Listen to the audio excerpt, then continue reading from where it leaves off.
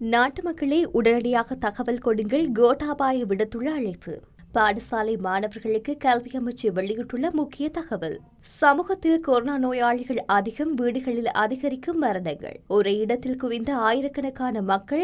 கேகாலையில் ஏற்பட்ட ஆபத்து, கடுமையான எச்சரிக்கை. இலங்கையில் கொரோனா தொற்றாளர்களின் மொத்த எண்ணிக்கை 29,000 கடந்தது. இலங்கையில் கொரோனா மருந்து என்று ஒன்றுக்கு அனுமதி கொடுக்கவில்லை சுகாதார அமைச்சு தகவல்.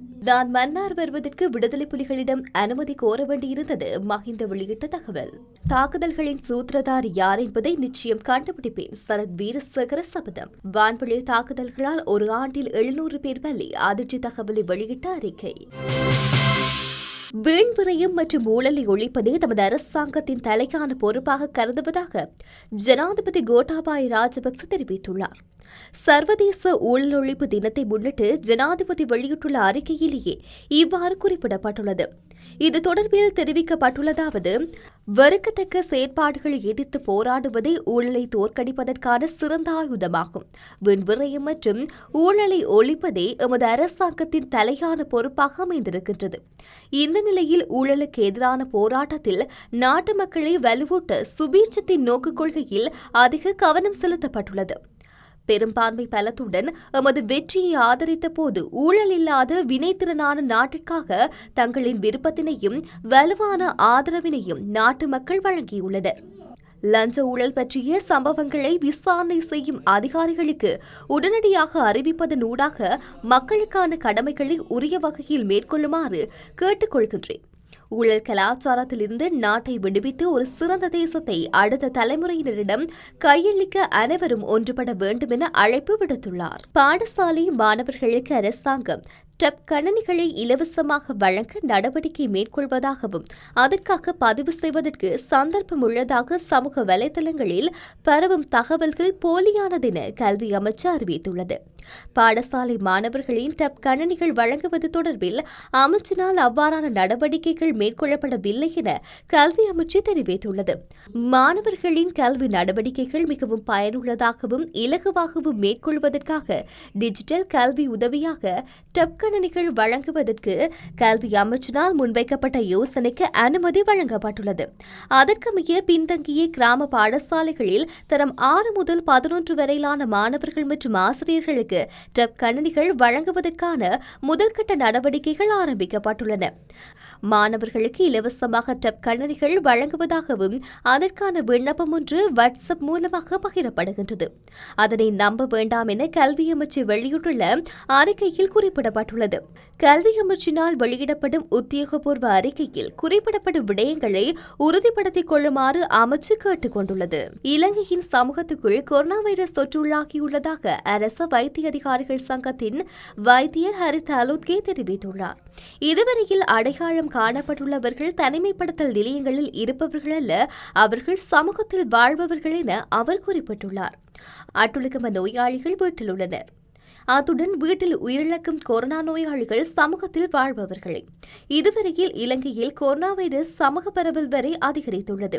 எனினும் தொற்று நோய் விஞ்ஞான பிரிவு இது தொடர்பில் தெளிவுபடுத்த வேண்டும் என அவர் குறிப்பிட்டுள்ளார். கொரோனாவை குணப்படுத்தும் மருந்து என தெரிவித்து வழங்கப்பட்ட மருந்தினை பெறுவதற்காக ஒரே இடத்தில் ஆயிரக்கணக்கானவர்கள் குவிந்ததன் காரணமாக கேகாலையில் ஆபத்து ஏற்பட்டுள்ளது என ராஜாங்க அமைச்சர் சுதர்ஷினி பெர்னாண்டோ புள்ளே தெரிவித்துள்ளார்.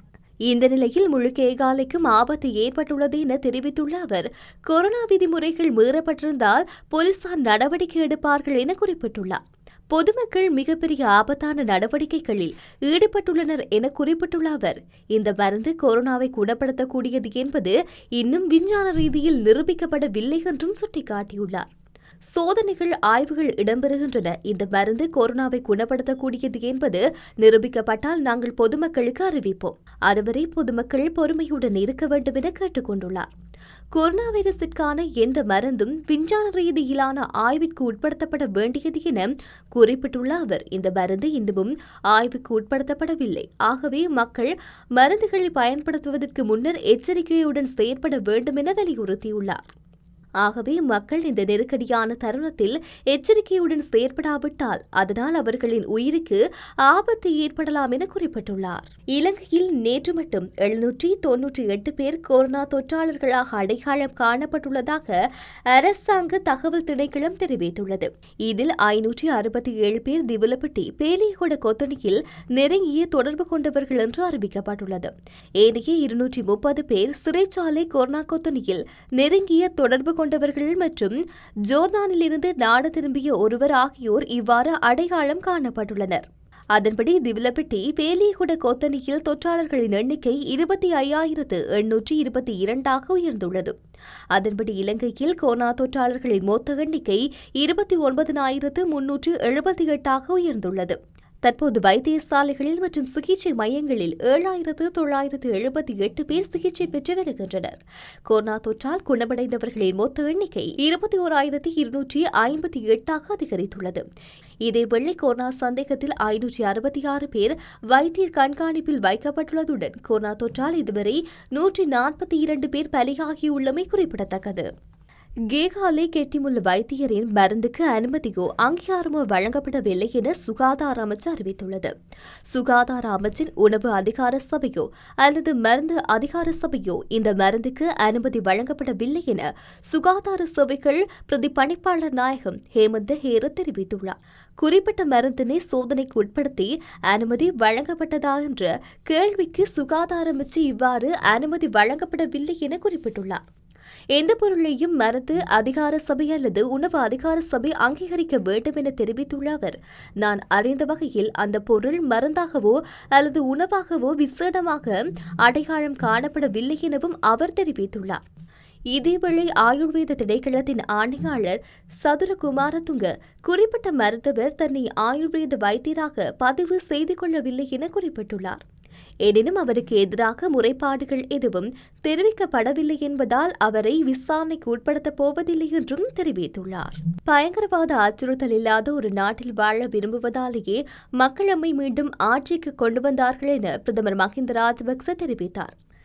மன்னாரில் நேற்றைய தினம் இடம்பெற்ற நிகழ்வில் கலந்து கொண்டு உரையாற்றிய போதே அவர் இவ்வாறு குறிப்பிட்டுள்ளார். இதன்போது தொடர்ந்து உரையாற்றிய அவர், ஒரு வேலை ஆரம்பித்து அதனை முடிப்பதானது உண்மையிலேயே மகிழ்ச்சியான ஒரு விடயமாகும். இன்று மன்னாரில் அனைத்து வீதிகளும் காப்பெட் செய்யப்படுகின்றன. மடுவீதியை புனரமைத்து நான் வருகை தரும்போது பிரபாகரனிடம் நான் இங்கு வர அனுமதி அளிக்க வேண்டும் என கூறினார்கள். மத வழிபாட்டில் ஈடுபடக்கூட பயங்கரவாதிகளிடம் அனுமதி கோர வேண்டியிருந்தது. அன்று நான் பயங்கரவாதத்தை ஒழித்துத்தான் மடு தேவாலயத்திற்கு வருவேன் என்று உறுதியளித்தேன். அதேபோன்று கிராமங்களுக்கு மின்சாரத்தை வழங்குவது பல்வேறு சவால்களுக்கு மத்தியிலேயே நாம் மேற்கொண்டோம்.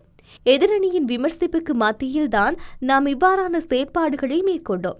2015 ஆட்சிக்கு வந்த அரசாங்கத்தால் சரியான வேலை திட்டம் ஒன்று இருக்கவில்லை. அதனால்தான் மக்கள் பாதிக்கப்பட்டார்கள்.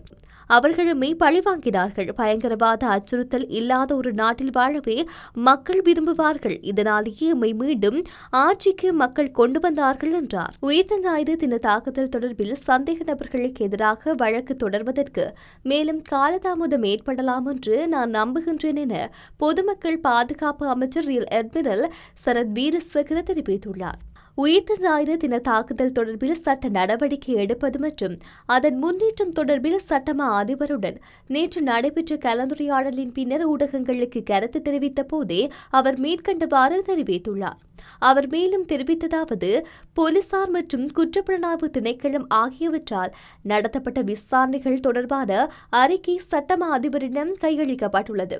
எனினும் உயிர்த்த ஞாயிறு தின தாக்குதல் தொடர்பில் விசாரணைகளை நடத்தி வரும் ஜனாதிபதி ஆணைக்குழு மற்றும் உயிர்த்த ஞாயிறு தின தாக்குதல் தொடர்பான நாடாளுமன்ற தெரிவுக்குழு ஆகியவற்றின் அறிக்கைகள் இதுவரை சட்டமா அதிபரிடம் கிடைக்கவில்லை. இந்த அனைத்து அறிக்கைகளும் சட்டமா அதிபரிடம் கிடைத்ததன் பின்னரே உயிர்த்த ஞாயிறு தின தாக்குதல் சந்தேக நபர்கள் மீது வழக்கு தொடர முடியும். இதனால் இந்த சம்பவம் தொடர்பில் வழக்கு தொடர்வதற்கு மேலும் சில காலங்கள் ஏற்படக்கூடும். எனினும் இந்த தாமதத்தை தவிர்த்துக் கொள்வதற்காக சட்டமா அதிபரினால் 12 சட்ட தரணிகளூடான குழு ஒன்று நியமிக்கப்பட்டுள்ளது. இதேவேளை இந்த தாக்குதலுடன் தொடர்புடைய சிலர் வெளிநாடுகளில் உள்ளனர். எந்தவொரு சந்தர்ப்பத்திலும் உயிர்த்த ஞாயிறு தின தாக்குதல் தொடர்பான விசாரணைகள் இடைநடுவில் நிறுத்தப்படாது என தெரிவித்துள்ளார். ஆப்கானிஸ்தான் வான் தாக்குதல்களில் கடந்த ஒரு ஆண்டில் மட்டும் 700க்கும் அதிகமான அப்பாவி பொதுமக்கள் கொல்லப்பட்டுள்ளதாக அறிக்கையில் குறிப்பிடப்பட்டுள்ளது. ஆப்கானிஸ்தானில் கடந்த 2001ஆம் ஆண்டு முதல் அந்த நாட்டு அரசுக்கும் தாலிபான் பயங்கரவாத அமைப்புக்கும் இடையே உள்நாட்டு போர் நடந்து வருகின்றது. இந்த போரில் ஆப்கானிஸ்தானுக்கு அமெரிக்கா பக்கபலமாக இருந்து வருகின்றது. அமெரிக்கா மற்றும் அதன் நட்பு நாடுகளின் படைகள் ஆப்கானிஸ்தான் தாலிபான்களுக்கு எதிரான வான் தாக்குதல்களில் ஈடுபட்டு வருகின்றன. ஆனால் பயங்கரவாதிகளை குறிவைத்து நடத்தப்படும் இந்த வான் தாக்குதல்களில் அப்பாவி பொதுமக்களே பெருமளவில் கொல்லப்படுகின்றனர். இந்த நிலையில் அமெரிக்காவின் பிரவுன் பல்கலைக்கழகம் நடத்திய ஆய்வொன்றில் ஆப்கானிஸ்தானில் அமெரிக்கா மற்றும் அதன் நட்பு நாடுகளின் வான் தாக்குதல்களில் அப்பாவி பொதுமக்கள் உயிரிழப்பது அதிகரித்துள்ளதாக அதிர்ச்சி தகவல் வெளியாகியுள்ளது. கடந்த ஒரு ஆண்டில் மட்டும் 700க்கும் அதிகமான அப்பாவி பொதுமக்கள் வான் தாக்குதல்களில் கொல்லப்பட்டதாக அந்த அறிக்கையில் குறிப்பிடப்பட்டுள்ளது. அதேபோன்று இந்த ஆண்டின் முதல் 6 மாதங்களில் ஆப்கானிஸ்தான் ராணுவம் மட்டும் நடத்திய வான் தாக்குதல்களில் 86 பேர் பலியாகியுள்ளதாகவும் அந்த அறிக்கையில் கூறப்பட்டுள்ளது.